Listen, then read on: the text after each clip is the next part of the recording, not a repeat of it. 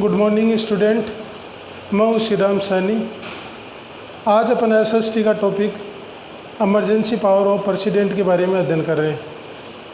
तो emergency power में first लेते हैं अपन 1950 फर्स्ट आता है आर्टिकल 352, सेकंड आता है आर्टिकल 356, थर्ड आता है आर्टिकल 360। तो मैं आप लोगों को ये बताना चाहता हूँ कि आर्टिकल 352 को कब काम में लेते हैं, आर्टिकल 356 को कब काम में लेते हैं और आर्टिकल 360 को कब काम में लेते हैं। तो स्टूडेंट आर्टिकल अपन 352 को क्या है कि जब अपने राज्य के अंदर कोई बाह्य आक्रमण की स्थिति होती है, युद्ध की स्थिति होती है, आंतरिक आक्रमण की स्थिति होती है या आंतरिक युद्ध की स्थिति होती है, ऐसी कंडीशन में अपन क्या है कि आर्टिकल 352 को काम में लेते हैं। इसके बाद में अपन बात करते हैं 356। तो 356 को अपन काम में कब लेते हैं, इसको अपन क्या है कि जब राज्य के अंदर संविधान से संबंधित कोई भी दिक्कत होती है, तब क्या है कि कॉन्स्टिट्यूशनल ब्रेकडाउन की स्थिति आ जाती है या संविधान से संबंधित कोई स्थिति आती है, तब अपन आर्टिकल 356 को काम में लेते हैं। इसके बाद में जो आर्टिकल आता है 360 को अपन कब काम में लेते हैं। तो स्टूडेंट अपन क्या है कि 360 को अपन क्या है कि राज्य के अंदर जब वित्तीय संकट उत्पन्न हो जाता है, ऐसी कंडीशन में अपन क्या करते हैं, राष्ट्रपति शासन लगा देते हैं और आर्टिकल 360 को काम में लेते हैं। अब अपन क्या है कि एक एक करके अपन क्या करेंगे, 1 बाय 1 अध्ययन करेंगे, जिसमें अपना आर्टिकल आएगा फर्स्ट, जिसका नाम है आर्टिकल 352। तो 352 में क्या होता है। तो स्टूडेंट आर्टिकल 352 में क्या होता है कि इसमें अगर राष्ट्रपति को ये फील होता है कि युद्ध की संभावना है या आंतरिक बाह्य युद्ध की संभावना है या क्या है कि आंतरिक जो विद्रोह की स्थिति होती है, ऐसी स्थिति में क्या करता है, ये आर्टिकल 352 को काम में लेता है। अब देखो section 352 of the Constitution provided that if the President feels that probability of conflict or maladministration in India due to war, internal invasion or external invasion or internal conflict, then he could impose an emergency। यदि या तो क्या है कि राष्ट्रपति को ये feel होता है कि युद्ध की स्थिति की जैसे, या फिर क्या है कि इसको बाह्य विद्रोह जैसी स्थिति फील होती है या आंतरिक विद्रोह जैसी स्थिति फील होती है, बाह्य आक्रमण या आंतरिक विद्रोह जैसी स्थिति फील होती है, तब क्या करता है, ये इमरजेंसी लागू कर देता है, जिसको अपन आर्टिकल 352 का नाम देते हैं। If any such condition arise or there is a possibility of any such kind of situation in the future, यदि कोई इस प्रकार की स्थिति उत्पन्न होती है या भविष्य में इस प्रकार की स्थिति उत्पन्न होने की स्थिति होती है, without the consent of the parliament this declaration use to remain valid for 2 months। अगर क्या है कि उसे या तो ये इस स्थिति के बारे में फील होता है कि भाई आपातकालीन स्थिति लागू करने की स्थिति उनको फील होती है, युद्ध की स्थिति फील होती है, बाह्य आक्रमण की स्थिति फील होती है या आंतरिक विद्रोह की स्थिति फील होती है, तो ऐसी कंडीशन में ये क्या करता है कि बिना संसद की अनुमति के ये क्या है कि 2 महीने के लिए क्या है कि आपातकालीन स्थिति को काम में ले सकता है, या बोले तो अपने आर्टिकल 352 को काम में ले सकता है 2 महीने के लिए। अगर इसको आगे बढ़ाना होता है तो ऐसी कंडीशन में क्या करते हैं कि ये पार्लियामेंट की अनुमति लेता है। तो ये है स्टूडेंट आर्टिकल 352। इसके बाद में अपन आर्टिकल पढ़ेंगे 356। तो इसको आप क्या है कि आप लोगों ने उतार लिया होगा, और इसके बाद में देखते हैं आर्टिकल 356।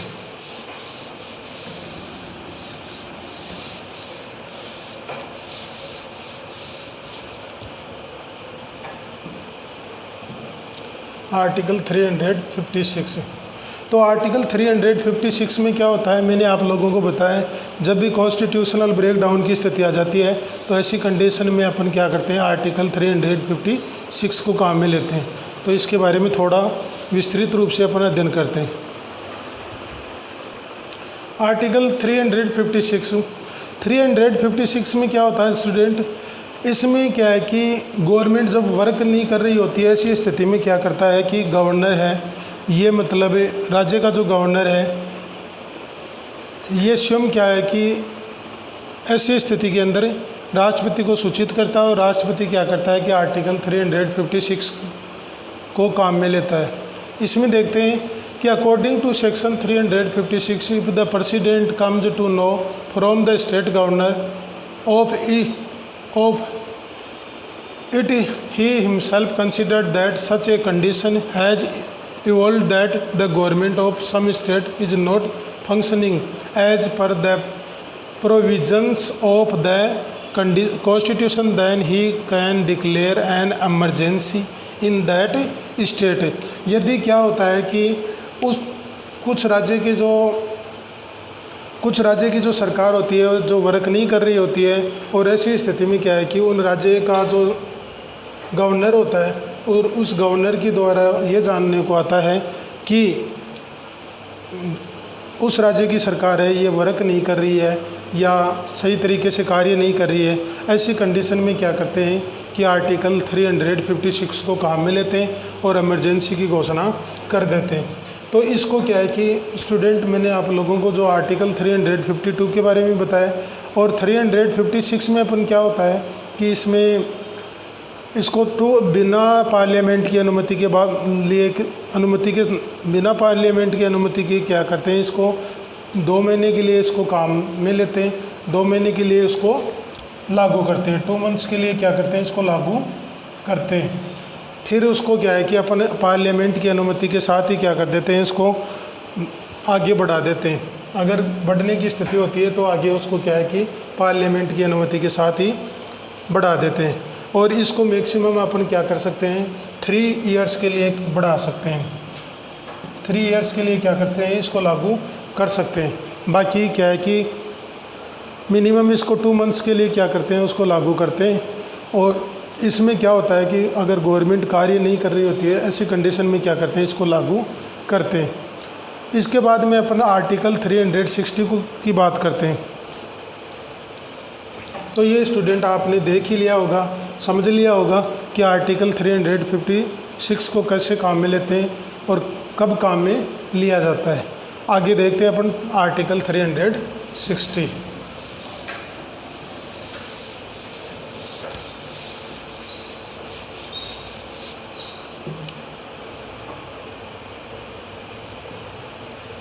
आर्टिकल 360।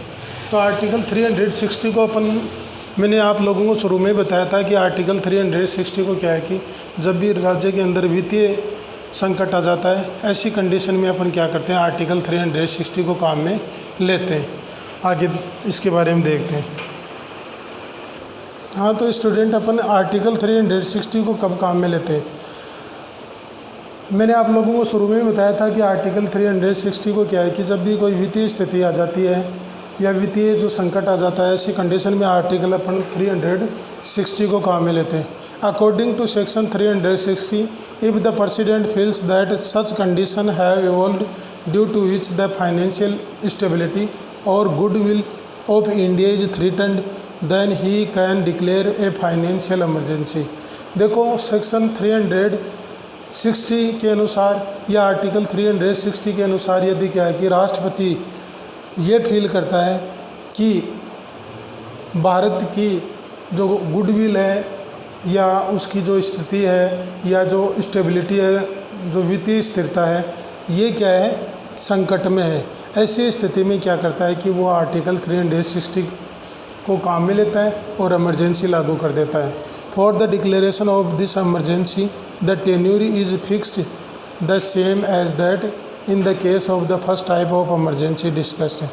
देखो इसको भी अपन ने क्या है कि इसकी डिक्लेरेशन, इस आपातकाल की जो डिक्लेरेशन है ये क्या है कि एक तरह से फिक्स होती है। इसको अपन क्या है कि कब काम में लेते हैं, मतलब ये कहने का मतलब है कि जो अपन ने आर्टिकल 352 को काम में लिया है और 352 के बारे में अपन ने जैसे पढ़ा है उसकी तरह अपन क्या करते हैं आर्टिकल 360 को काम में लेते हैं। इसमें भी क्या करता है कि जैसे आर्टिकल 360 को क्या करते हैं कि जब राष्ट्रपति को ये फील होता है कि जो वित्तीय स्थिति है, जो वित्तीय स्थिरता है ये क्या है कि एक तरह से गड़बड़ा रही है या संकट में है, ऐसी स्थिति में क्या करते हैं कि आर्टिकल 360 को काम में लेते हैं। तो स्टूडेंट मैंने आप लोगों को तीनों इमरजेंसी है उनके बारे में आप लोगों को मैंने बता दिया कि आर्टिकल 352 है जिसको मैंने बताया कि जो बाह्य आक्रमण है, आंतरिक विद्रोह है या युद्ध की जैसी स्थिति आ जाती है, ऐसी कंडीशन में अपन क्या करते हैं आर्टिकल 352 को काम में लेते हैं। इसके बाद अपन बात करते हैं आर्टिकल 356। तो 356 को अपन काम में कब लेते हैं, जब क्या है कि जो संवैधानिक जो स्थिति है, करने का मतलब है कि जब राष्ट्रपति को ये फील होता है, जब ये जानने को आता है कि सरकार है वो कार्य नहीं कर रही है, सही ढंग से वर्क नहीं कर रही है, ऐसी कंडीशन में क्या करता है कि वो आर्टिकल 356 को काम में लेता है और इमरजेंसी लागू कर देता है। इसके बाद में अपना तीसरा जो पॉइंट आता है आर्टिकल 60। तो आर्टिकल 60 में क्या है कि सेक्शन 360 के अनुसार क्या है कि राष्ट्रपति को जब ये जानने को आ जाता है, ये फील होता है कि अपने भारत की जो वित्तीय स्थिरता है या जो इंडिया की जो गुडविल है ये क्या है कि खतरे में है, ऐसी कंडीशन में ये क्या करता है आर्टिकल 360 को काम में लेता है और ये इमरजेंसी लागू कर देता है। और इसमें जो भी टेन्यूर वगैरह होती है वो क्या है कि आर्टिकल 352 की सेम के बराबरी होती है, उसके समान ही होती है। इसके बाद में अपन देखते हैं वाइस प्रेसिडेंट। अपन ने प्रेसिडेंट की क्या है कि इमरजेंसी पावर पढ़ ली, प्रेसिडेंट की नॉर्मल पावर पढ़ ली। इसके बाद में अपन प्रेसिडेंट, इसके साथ ही प्रेसिडेंट की अपने इलेक्शन प्रोसेस पढ़ ली, प्रेसिडेंट को कैसे इम्पीचमेंट लागू करके अपन हटाते हैं उसके बारे में पढ़ लिया। इसके साथ ही अपन क्या करते हैं कि वाइस प्रेसिडेंट के बारे में पढ़ते हैं कि वाइस प्रेसिडेंट क्या होता है, इसका चुनाव कैसे होता है, इसकी क्वालिफिकेशन कैसे क्या होती है, इसको कैसे हटाया जाता है, ये सारी चीज़ें इसके अंदर पढ़ते हैं। हाँ तो स्टूडेंट वाइस प्रेसिडेंट के बारे में अपन पढ़ रहे हैं। वाइस प्रेसिडेंट क्या है कि अपने पद के ऊपर क्या है कि जो सेक्शन 63 है उसके अकॉर्डिंग क्या होता है कि अपने पद के ऊपर विराजमान होता है। और इसके साथ ही the vice president is elect in a joint session of both the houses of the parliament. तो उपराष्ट्रपति है, इसका चुनाव है ये क्या है कि पार्लियामेंट के जो दोनों सदन है ये मिलकर क्या करते हैं, इनका चुनाव करते हैं, इसको नियुक्त करते हैं, इसको इलेक्ट करते हैं। And this election take place on the basis of proportional representation by means of single transferable vote through secret ballot. कहने का मतलब ये है कि राष्ट्रपति की तरह ही क्या है कि इसकी चुनावी प्रक्रिया होती है, वो ही क्या है कि अनुपातिक प्रतिनिधित्व के रूप में क्या करते हैं, इसको एकल जो ट्रांसफरेबल वोट है इसके माध्यम से अपन क्या करते हैं, एक गुप्त चिन्ह के रूप में इसका चुनाव करते हैं, इसको नियुक्त करते हैं, इसको इलेक्ट करते हैं। फिर इसके बाद में आती है इसकी क्वालिफ़िकेशन। तो स्टूडेंट इसकी भी क्वालिफ़िकेशन क्या है कि सेम एज क्या है कि प्रेसिडेंट के समान ही होती है। जैसे ही should B a citizen of India, वह क्या होना चाहिए, भारत का नागरिक होना चाहिए, भारत का नागरिक होना चाहिए। He should be of minimum 35 years of age, और उसकी उम्र क्या है कि मिनिमम 35 ईयर्स और उससे ज़्यादा होनी चाहिए। 30 मिनिमम क्या है कि 35 ईयर्स तो उसकी एज होनी चाहिए, अगर ज़्यादा होता है तो भी क्या है कि इसको अपन इलेक्ट कर सकते हैं। He should hold all such qualifications which have been provided by the Constitution for the member of the राज्य सभा।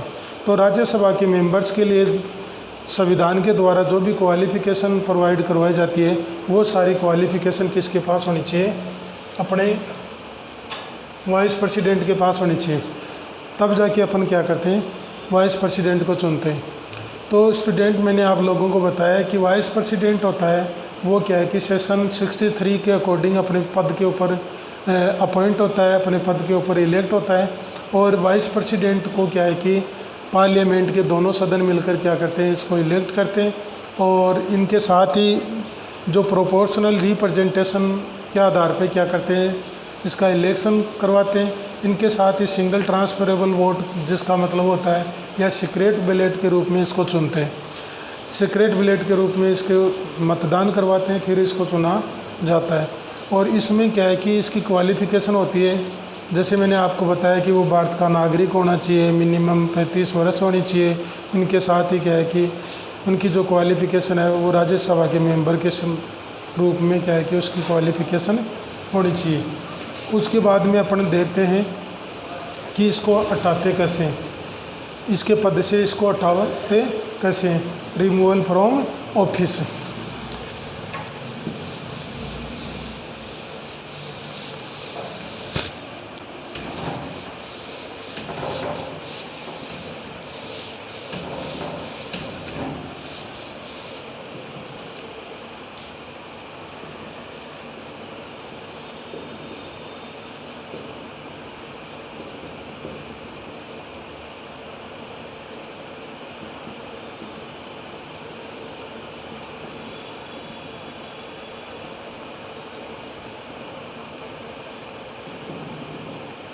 रिमूवल फ्रॉम ऑफिस कि इसको अपन उसके पद से कैसे हटा सकते हैं, तो इसके बारे में अपन अध्ययन करते हैं।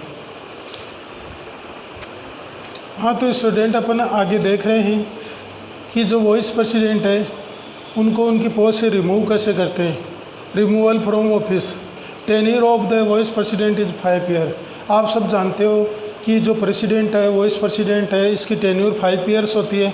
But he can voluntary resign from his post and before the completion of his tenure.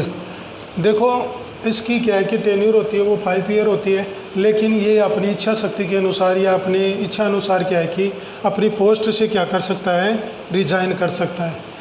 और अपनी जो भी अवधि होती है, जैसे 5 साल से पहले भी अपनी पोस्ट से वो रिजाइन कर सकता है। वो उनके विवेक के ऊपर निर्भर करता है, वो उनकी इच्छा के ऊपर निर्भर करता है। He can also be remove from office through such resolution which passed by total majority of Rajya Sabha member and which is also passed by the लोक सभा।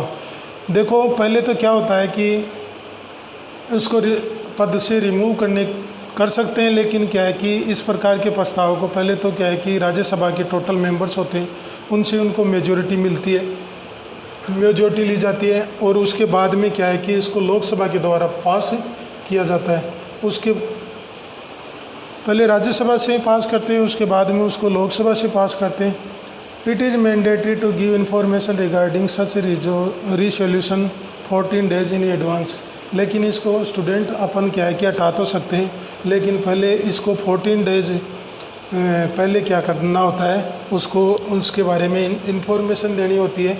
और वो इंफॉर्मेशन उनके पास पहुंचती है, उसके बाद में अपन क्या करते हैं, इसकी मेजॉरिटी लेते हैं। और मेजॉरिटी लेने के बाद में दोनों सदनों में जब मेजॉरिटी पास हो जाती है, तब जाके क्या करते हैं, अपन इसको उनके पद से हटा सकते हैं। इसके बाद में अपन क्या है कि अगला पॉइंट देखते हैं, power and function of vice president. तो स्टूडेंट, अपन ने क्या है कि वाइस प्रेसिडेंट के बारे में पढ़ लिया कि वाइस प्रेसिडेंट कैसे चुना जाता है, वाइस प्रेसिडेंट की क्वालिफ़िकेशन क्या होती है, उसके बाद में इसके पद से इसको हटा कैसे सकते हैं। अब देखते हैं अपन कि वाइस प्रेसिडेंट की पावर एंड फंक्शन क्या होते हैं।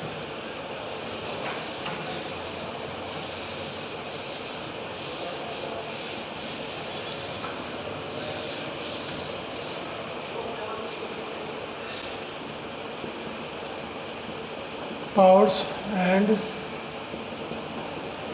functions of the vice president कि वाइस प्रेसिडेंट के पावर्स एंड फंक्शंस क्या होते हैं, इसको अपन क्या है कि थोड़ी डिटेल से देखते हैं। हाँ, तो स्टूडेंट अपना क्या है कि फर्स्ट पावर आता है वाइस प्रेसिडेंट का। फर्स्ट पावर क्या होता है, x officio chairman of the Rajya Sabha. देखो, वाइस प्रेसिडेंट है जिसको अपन उपराष्ट्रपति बोलते हैं, और वाइस प्रेसिडेंट का जो फर्स्ट वर्क होता है कि वो राज्यसभा का क्या है कि पदेन सभापति होता है। इसके बारे में अपन क्या है कि देखते हैं डिटेल से। Vice president is the ex officio chairman of the Rajya Sabha as he is not a member of Rajya Sabha. देखो, उपराष्ट्रपति क्या होता है, उपराष्ट्रपति है या जिसको बोलते हैं अपन वाइस प्रेसिडेंट है, या एक्स ऑफिशियो चेयरमैन होता है राज्यसभा का। जैसे क्या है कि ये राज्यसभा का मेंबर्स नहीं होता है, मतलब मेंबर नहीं होता है, therefore he has no right to vote, और ना ही क्या है कि इसके पास वोट डालने का अधिकार होता है। But if the votes in favour and disfavour of a particular subject are equal. लेकिन क्या होता है कि जब फेवर और डिसफेवर का मतलब होता है पक्ष में या विपक्ष में, जब क्या है कि सब्जेक्ट ऐसा आ जाता है कि दोनों जो वोटर्स की संख्या इक्वल हो जाती है, then he was right to cast the decisive vote. तब क्या है कि उसको एक अपना निर्णायक मत डालने का अधिकार होता है। ये क्या है कि वाइस प्रेसिडेंट का एक मोस्ट इम्पोर्टेंट या बोले तो अपने इम्पोर्टेंट वर्क होता है। स्टूडेंट, इसको एक बार दोबारा देखना। इसमें अपन ने क्या है कि ये दिया है कि वाइस प्रेसिडेंट होता है वो राज्यसभा का पदेन सभापति होता है। किसका होता है, राज्यसभा का पदेन सभापति होता है। और इनके साथ ही क्या है कि ये राज्यसभा का मेंबर नहीं होता है, और ना ही क्या है कि इसके पास क्या है कि वोट डालने का राइट होता है। लेकिन जब बात आ जाती है पक्ष और विपक्ष की, पक्ष और विपक्ष में जब क्या है कि इक्वल वोट आ जाते हैं, ऐसी कंडीशन में क्या होता है कि ये अपना जो right to cast the decisive vote, अपना निर्णायक वोट है, वो डाल सकता है। ये क्या होता है, इसका मोस्ट इम्पोर्टेंट वर्क होता है। तो इसके बाद में अपन सेकंड वर्क क्या देखते हैं कि जब राष्ट्रपति अनुपस्थित होता है, ऐसी कंडीशन में भी क्या है कि वाइस प्रेसिडेंट है या वर्क करता है, मतलब प्रेसिडेंट की अनुपस्थिति में वाइस प्रेसिडेंट क्या करता है, उनके पद के ऊपर कार्य करता है। सेकंड वर्क, सेकंड जो पॉइंट है उसको देखते हैं। हाँ, तो स्टूडेंट अपना सेकंड पॉइंट है, in the absence of the president he acquires his office. राष्ट्रपति की अनुपस्थिति के अंदर वह क्या है कि अपने पद के ऊपर, मतलब कौन कौन सी स्थिति के अंदर क्या है कि उपराष्ट्रपति वर्क करता है। फर्स्ट आता है in case of death of the president.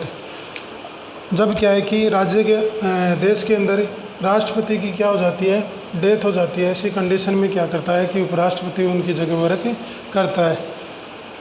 In case of president's resignation, इसके साथ ही क्या है कि अगर राष्ट्रपति क्या कर देता है कि अपने पद के ऊपर से रिजाइन दे देता है, अपनी पोस्ट से रिजाइनेशन दे देता है, ऐसी कंडीशन में भी क्या है कि वाइस प्रेसिडेंट कार्य करता है। In case of removal of the president through impeachment, और क्या है कि अगर राष्ट्रपति के खिलाफ क्या है कि महाअभियोग लगाकर या इम्पीचमेंट लागू करके जब उसको हटाया जाता है, ऐसी कंडीशन में भी क्या है कि वाइस प्रेसिडेंट वर्क करता है। Due to the president being incapable to fulfil his responsibility such as illness और in case of foreign visit.